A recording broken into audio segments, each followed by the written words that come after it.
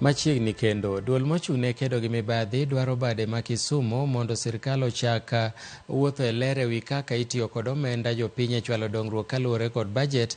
Pach jopiny bende owinjore gikaw kotenore gi wach mibadhi matimore pacho ka.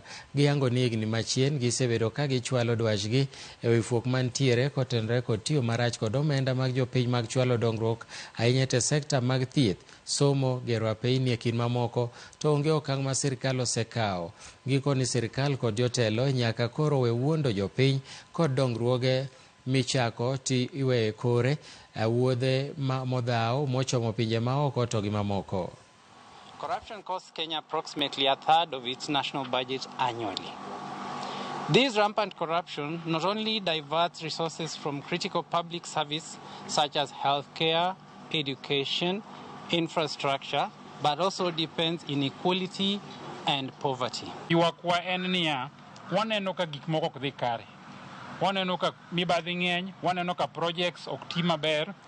Ineno ka kamoro osechul pesa contractor tetete to kidhi to project no kiyudi. Gik moko ni MCS dhi Tanzania ka, moko nchi neno MCS ma Kisumu ncho dhi assembly ma Uganda. Assembly no chal mana jikon. Koro ka ng'ato wuok assembly ma Kisumu ma jaber kama, odhi timo benchmarking Uganda kuma ji obete gima chal jikon.